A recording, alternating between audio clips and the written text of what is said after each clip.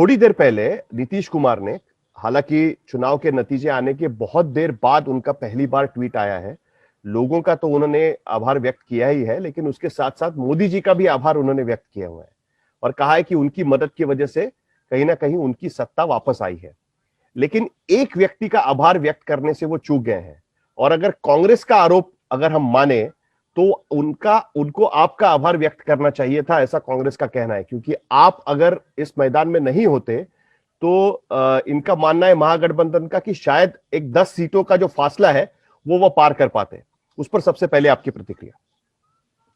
नहीं, देखिए, अब कांग्रेस का ऐसा है ना कि हमारे हैदराबाद में कहावत है कि मैं मर्द नहीं, मेरा पड़ोसी मर्द है। तो इनको लगता है कि इनकी कमजोरी, इनकी गलतियों को कभी नहीं देखेंगे और इसीलिए कांग्रेस बर्बाद हो रही है। और अल्लाह करे कि हमेशा के लिए ये चला जाए, तारीख का हिस्सा बन जाए। आप ये बताइए कि भाई आपने कितने सीट जीते? आपने 19 कांग्रेस के जीते 70 में से। आप पूरी देश को बता दीजिए कि बाकी जो 51 सीट्स थे वो कौन जीता? 2 तो हम जीते, 2 हराए उनको। और इनका फ्रस्ट्रेशन ये है कि हमने ये ट्वीट भी किया साहिल साहब कि जो सीट हम लड़े उसमें से 5 हम जीते, 6 एनडीए जीती और 9 महागठबंधन जीती। अब आप बताइए कि नुकसान कहां हुआ? भाई हम 5 जीते, 6 एनडीए जीता, 9 आप जीते, जिसमें कांग्रेस के 4, आरजेडी के 3, सीपीआईएमएल के 2। और जहां एनडीए जीती वहां पर उनके जो वोट्स थे, हमको जो वोट्स मिले मार्जिन ऑफ विन से बड़े नहीं थे। तो ये सब बकवास और झूठ बोलना कांग्रेस की आदत बन गई। अब महाराष्ट्र में शिवसेना के साथ हनीमून मना रहे हैं।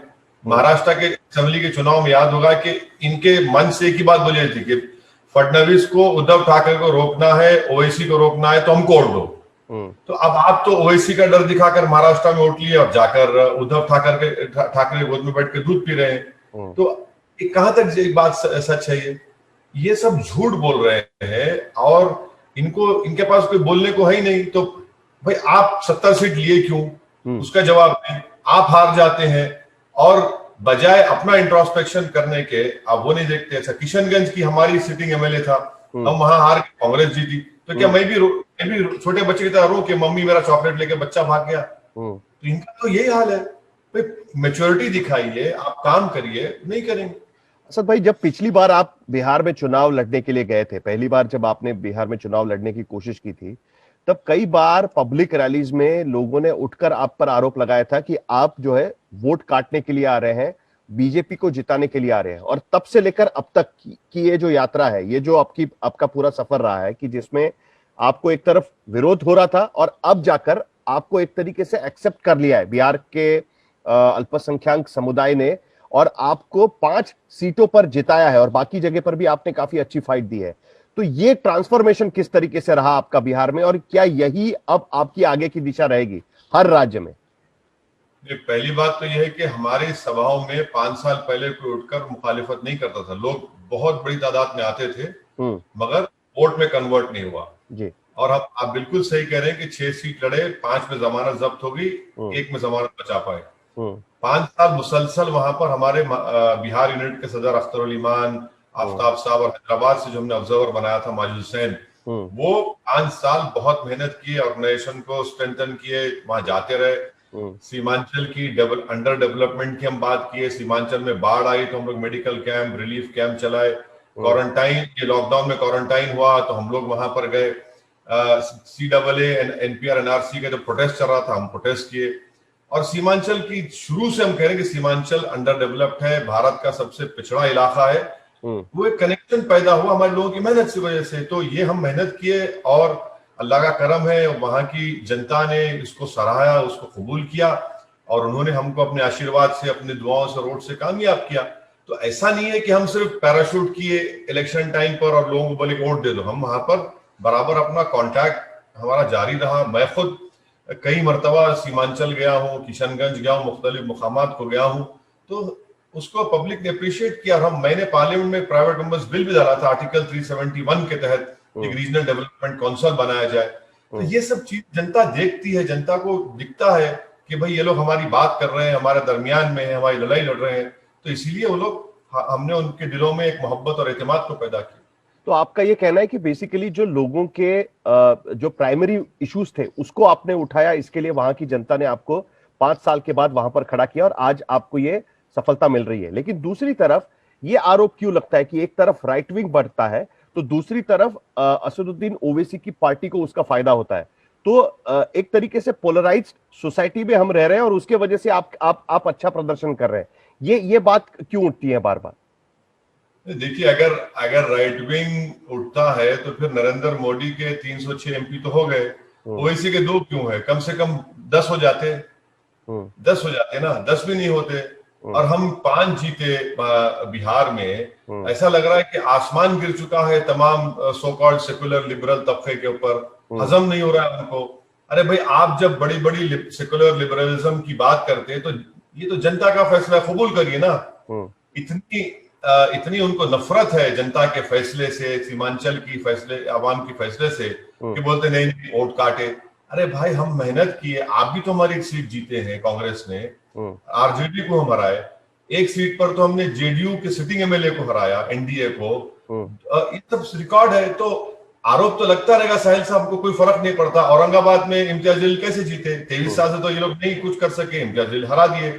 मैं आपको बता रहा हूं कि कांग्रेस की जो पॉलिटिक्स है, कांग्रेस एक दुकान चलाती है। आप देखेंगे कहीं पर गांव में जो कोर्ट होता है ना, कोर्ट के सामने एक आदमी टेबल डाल के बैठता है, उसका काम केवल नोटरी बना के देना, साइन करके। तो कांग्रेस वही दुकान चलाती है कि जो उनके साथ है सेकुलर, जो उनके खिलाफ खड़ा हो गया अकलियतों और माइनॉरिटीज, दलित के राइट्स के लिए, पॉलिटिकल एम्पावरमेंट के लिए, बी टीम हो गया, बी टीम हो गया।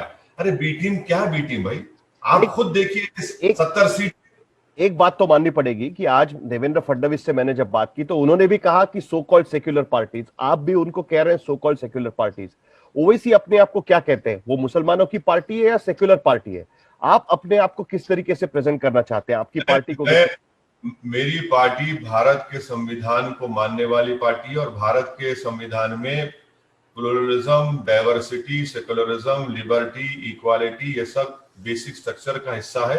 हमारी पार्टी तमाम चीजों को मानती है। और अगर मैं ये कह रहा हूं कि जिसका पॉलिटिकल एम्पावरमेंट नहीं हुआ, जिसका डेवलपमेंट नहीं हुआ, और हम सीमांचल के डेवलपमेंट की बात कर रहे हैं, तो इसमें सीमांचल की सरजमीन पर मुसलमान भी रहते हैं, हमारे हिंदू भाई भी रहते हैं, दलित रहते हैं, ट्राइबल लोग रहते हैं। तो इसमें इसको ये चश्मा लगाकर कैसे देखा जाएगा सीमांचल में? सीमांचल, अरे भाई, तो सीमांचल में तो सब रहते हैं। भारत का सबसे स्ट्रेटेजिक इलाका है, चिकन हेड बोलते हैं उसको। एक तरफ बांग्लादेश, एक तरफ नेपाल, और 7 सिस्टर स्टेट है नॉर्थ ईस्ट की। आप उसको डेवलप नहीं करेंगे? माने देश के लिए बहुत जरूरी है। और हर साल बाढ़ आती है, तो सीमांचल को हम शुरू से बोल रहे डेवलप करिए।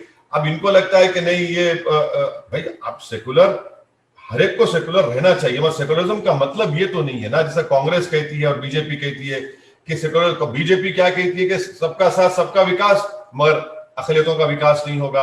कांग्रेस कहती है कि हाँ, सेकुलरिज्म के माने ये है कि आप सिर्फ हमको वोट डालते रहो, हमको मास्टर बनाते रहो, हमको एमपी बनाओ, हमको प्रधानमंत्री बनाओ, और तुम्हारा काम कैसे मुशायरा करो, कव्वाली करो, इफ्तार की दावत करो, किसी दरगाह पे रोज आया तो फूल चढ़ा दो, हम आएंगे, हमारे सर पर टोपी पहना दो, बस ये तुम्हारा सेकुलरिज्म है। मैं इन दोनों सेकुलरिज्म को नहीं मानता, ये झूठ है, फरेब है। सेकुलरिज्म के मानी है कि मुझे मेरा हिस्सा मिले, और हिस्सेदारी की लड़ाई है, ये मेरे हुकूक की लड़ाई है। मुझे भाई, आप कब तक एक टेबल पर बैठकर मेरे मुकद्दर का फैसला करेंगे? हम बोले नहीं बैठेंगे, हम भी बैठेंगे। लेकिन एक तरफ तो आप ये बार बार कहते हैं कि आपका सबसे प्राइमरी ऑब्जेक्टिव अगर कुछ है तो वो बीजेपी को सत्ता से दूर रखना है। और ऐसे में कई बार ये कोशिश की जाती है राजनीतिक दृष्टि से कि सारी पार्टियां की जिनको लगता है कि बीजेपी को सत्ता से दूर रखना है वो साथ में आए। तो क्या बिहार में आपको साथ लेने की कोई कोशिश हुई थी? क्या अगर आपको आपका हिस्सा दिया जाता, आपकी पार्टी को आपका हिस्सा दिया जाता, तो हो सकता है कि आप महागठबंधन का हिस्सा हो सकते थे और वो बात नहीं बन पाई? क्या ये बात हम कह सकेंगे? बिल्कुल सही कह रहे हैं। आज से 8 महीने पहले मैंने पार्लियामेंट में आरजेडी के बड़े नेता हैं, उनसे जाकर मुलाकात की, 2 नेताओं से। मुझे नहीं मालूम कि उनका कितना इन्फ्लुएंस अपनी पार्टी में, और मैं जाकर उनसे कहा कि देखिए, हम हमसे बात करिए, हम सीमांचल की लड़ाई लड़ रहे हैं, आप सोचिए इस बारे में। तो एक ने बड़े मुस्कुराहट और बड़े अच्छे तरीके से सुना और मुस्कुरा के बोला कि आप कॉफी पीएंगे क्या? हम 2 मरतबा उनको बोले, 2 मरतबा कॉफी कहा, तो हम समझ गए कि ये हमको कॉफी पिलाना चाह रहे हैं और वो बगैर दूध की। दूसरे नेता से हम मिले तो वो हमको दोनों बार बोले कि आप लड़ते क्यों हैं, मत लड़िए। इलेक्शन से पहले हमारे स्टेट प्रेसिडेंट अख्तर उल आरजेडी के नेताओं से पटना जाकर मिले, बल्कि पटना में और बिहार में जितने बड़े इस्लामिक उलेमा हैं, सोशल एक्टिविस्ट हैं मुस्लिम, उन सब से मिलके बोले कि देखिए हमारा अलायंस करवा लीजिए, वरना आप शिकायत मत करिए कि वोट बढ़ गया। ये हमने कोशिश की, इन्होंने उसको कबूल नहीं किया। ठीक है, उनका राइट है, हम कोई किसी को फोर्स नहीं करेंगे, ना हम कोई किसी से भीख मांग सकते, हम तो जाके समझाए, मगर इनवाइट किए। आप जब नहीं करना चाह रहे थे, अब क्यों रो रहे आप? अब क्यों रो रहे हैं भाई? इलेक्शन में तो कोई जीतेगा और कोई हारेगा ना साहिल साहब। ये इनका एरोगेंस है कि भाई कोई खड़ा ना हो, हम सिर्फ इनको वोट डालते रहे, वोट डालते रहे। अरे भाई, आप MY combination, Muslim Yadav combination की बात करते हैं, तो फिर क्योटी से अब्दुल बारी सिद्दीकी जो बिहार का सबसे बड़ा मुस्लिम नेता है, क्यों हार गया? किससे हारा? वो NDA के यादव कैंडिडेट से हार गया। फिर वहां पर आपका वोट कहां चला गया? आज मुसलमान बिहार में 17% है और सिर्फ 2015 में 24 अवली जीते, 18 जीते। यादव 14% है और 57 जीत जाते। ये कौन सी हिस्सेदारी की बात कर रहे हैं आप? ये कौन से MY कॉम्बिनेशन की बात कर रहे हैं आप? और हर बार जो है मुस्लिम वोट, मुस्लिम वोट। अरे भाई, कोई ये क्यों नहीं पूछता कि ठाकुर वोट कहां जा रहा, भूमियार कहां जा रहा, ब्राह्मण कहां जा रहा, EBC कहां जा रहा, यादव कहां जा रहा, पचपनिया कहां जा रहा? सब जा जाकर मुल्ला जी के पीछे पड़ जाते, मुस्लिम वोट कहां जा रहा है? अरे भाई, मुस्लिम वोट भी तो आपका हिस्सा है ना, इस पर डिबेट कोई नहीं होता। हम 5 सीट जीते, अरे ये ऐसा हो रहा है। हम ये चाह रहे हैं कि भारत की जमहूरियत को पार्टिसिपेटिव फॉर्म ऑफ डेमोक्रेसी है, इसमें पार्टिसिपेटिव डेमोक्रेसी सबको उसका हिस्सा मिलना चाहिए। यही तो बाबा साहब अम्बेडकर का ख्वाब था, उस ख्वाब को हम पूरा करने की कोशिश कर रहे हैं। क्या अगला आपका लक्ष्य बंगाल रहेगा? क्योंकि बंगाल माना जा रहा है कि बहुत ज्यादा पोलराइज्ड इलेक्शन हो सकता है, और वहां पर भी चूंकि आप सीमांचल से इतनी सीटें जीते हैं, लगा हुआ इलाका है बंगाल का, तो यहां पर आपकी भूमिका क्या रहेगी? साहिल साहब, ये मत बोलिए पोलराइज तो पूरा देश हो चुका है मेरे भाई। पोलराइज तो पूरा देश हो चुका है। 308 कैसा जीतती बीजेपी? बिहार में 40 पार्लियामेंट सीट में 39 NDA जीत जाती है। हाँ, अब महाराष्ट्र में पोलराइज बोलते हैं, महाराष्ट्र पूरा स्वीप करते हैं। अरे पोलराइज तो पूरा देश हो चुका है। यही तो हम कह रहे हैं सब लोगों को कि भाई साहब, ये सेकुलरिज्म जो पॉलिटिकल सेकुलरिज्म है, जो कॉन्स्टिट्यूशनल सेकुलरिज्म डिफरेंट है, आप इनके बातों में मत आइए। आप कब तक इसको उठा के अपने कंधों पर लेकर जाएंगे? पूरे पॉलिटिकल पार्टीज ने हमको सेकुलरिज्म को कूली बना दिया। बंगाल का इलेक्शन के बारे में हम अपनी पार्टी के लोगों से बात करेंगे जल्द से जल्द, उनसे पूछेंगे, उनकी अगर बात में वो कॉन्फिडेंट है, उनके पास पूरी तैयारी इलेक्शन लड़ने की, तो यकीनन फैसला लेंगे। इलेक्शन लड़ना तो हमारी जिम्मेदारी है, लड़ेंगे ना। नहीं, मैंने इसलिए पोलराइज कहा, उसका कारण मैं आपको बताता हूं। उसका कारण यह है कि जिस तरीके से आपको भारतीय जनता पार्टी की तरफ से आपको दिखाया जाता है कि आप सिर्फ मुसलमानों का झंडा कंधे पर लेकर पार्टी चलाते हैं, उसी तरीके से बंगाल में यह दिखाने की कोशिश हो रही है कि अभी अभी अमित शाह भी गए थे और ये भाषण उन्होंने किया है कि ममता बनर्जी तुष्टीकरण की राजनीति कर रही है। ये तुष्टीकरण का आरोप, मतलब आप किसी एक अल्पसंख्यक समुदाय को का समर्थन पाने के लिए सिर्फ उनकी राजनीति करने की कोशिश कर रहे हैं, उनको खुश रखने की कोशिश कर रहे हैं। और वहीं पर नहीं, मैं अमित शाह साहब को चैलेंज कर रहा हूं। तुष्टीकरण अगर बंगाल के मुसलमानों का हुआ है तो आप सोशल इकोनॉमिक इंडिकेटर्स दे दीजिए, बता दीजिए कि क्या डेवलपमेंट हुआ मुसलमानों का बंगाल के, उसका कंपैरिजन कर लेंगे हम लोग। सच्चर कमेटी की रिपोर्ट है, मिश्रा कमीशन की रिपोर्ट है और आपके कुंडू कमेटी की रिपोर्ट है। ये बीजेपी का ये झूठ और फरेब है कि तुष्टीकरण अरे भाई, कैसा तुष्टीकरण हुआ बताइए? कौन सा तुष्टीकरण हुआ? इमामों को पैसे देना या उस तरीके? नहीं, आप ये कहना चाह रहे कि दूसरे मंदिर को पैसे नहीं मिलते क्या? सबको मिलते हैं, हर जगह मिलते हैं, तेलंगाना में हम दिलाते हैं। आप ये बताइए, तुष्टीकरण हुआ तो फिर इलिटरेसी इतनी ज्यादा क्यों है? तुष्टीकरण अगर हुआ तो ड्रॉप आउट इतना ज्यादा क्यों है? तुष्टीकरण इतना हुआ तो फिर ग्रेजुएशन में 100 में से 3 मुसलमान क्यों होते? ये बताइए ना। फिर हमको तो हम डेटा से बात करेंगे आपसे। कोई तुष्टीकरण नहीं हुआ, सिर्फ मुसलमानों के हेट्रेड को, मुसलमानों से नफरत पैदा करके बीजेपी राजनीति करती, और दूसरी तरफ ये so called secular parties BJP का डर दिला के वोट हासिल करना चाहते हैं कि भाई सेकुलर जिंदा रखो, कुछ मत बोलो। यही तो हम बोल रहे हैं कि भाई हमको यकीनन बीजेपी को हराएंगे, मगर मेरे को स्कूल चाहिए, मुझे अपना हक चाहिए, और वो उस वक्त होगा जब भारत की जमहूरियत में आपके पास पॉलिटिकल वॉइस होगी, पॉलिटिकल रिप्रेजेंटेशन होगा, जो ये लोग नहीं देना चाह रहे। कहां देना चाहेंगे? तो आपका कहना है कि ममता बनर्जी भी ये वॉइस नहीं देना चाहती, ममता बनर्जी भी मुसलमानों को वो रिप्रेजेंटेशन नहीं दे रही है, यही आप मानते हैं बंगाल में भी? देखिए ममता बनर्जी टीएमसी गवर्नमेंट जो है ना, वो अगर इतना काम करती मुसलमानों के बारे में और बड़ा, तो 18 सीट पर बीजेपी कैसे जीतती वहां पर? हम तो गए भी नहीं ना। पोलराइजेशन आप बोल रहे थे, मैं तो लड़ा भी नहीं, हम जाते भी नहीं है। क्या मेरा क्या साया गिर गया वहां से हैदराबाद से बंगाल में? बताइए आप। बगैर हमारे का 18 सीट 17-18 सीट बीजेपी जीत जाती है। पॉलिटिकल, आपको भारत की जमहूरियत में ये जरूरी है कि माइनॉरिटीज की इंडिपेंडेंट पॉलिटिकल वॉइस हो। ये हमारी डेमोक्रेसी को स्ट्रेंथन करेगा। मैं आपको बता रहा हूं, ये बहुत जरूरी है। और इससे जो ब्लैक शीप है, ये जो लोग जो जमहूरियत पर भरोसा नहीं करते, उनको भी एक मुंह तोड़ जवाब होगा।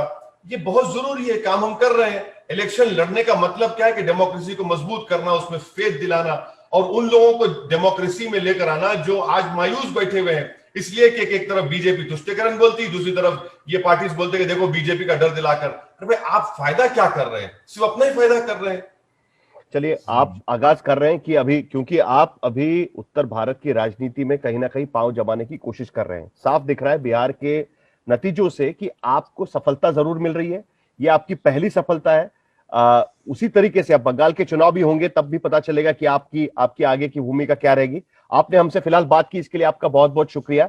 और उम्मीद करते हैं कि जब आप बंगाल में पांव रखेंगे तो दोबारा आपसे यही मुलाकात होगी और दोबारा आपसे सवाल जवाब हो जाएगा। शुक्रिया, वो आपका बहुत बहुत शुक्रिया। शुक्रिया, thank you sir. Thank you sir.